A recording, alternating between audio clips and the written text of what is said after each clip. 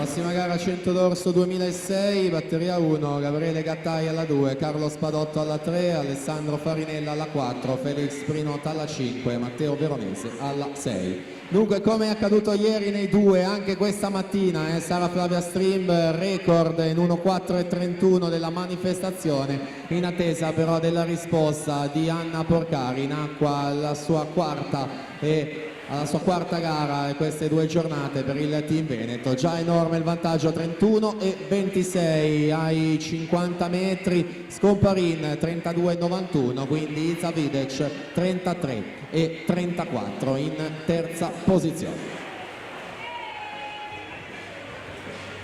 Già effettuata la virata dei 75 metri, Porcari quindi Scomparin, entrambe del team Veneto, 1:4:31, quindi miglior tempo della Stream nonché primato della manifestazione. Siamo all'epilogo con Anna Porcari, 1:04:35, quindi per 4 centesimi è in seconda posizione, sarà in corsia numero 5 in finale questo pomeriggio. A breve l'elenco di tutte le finaliste, intanto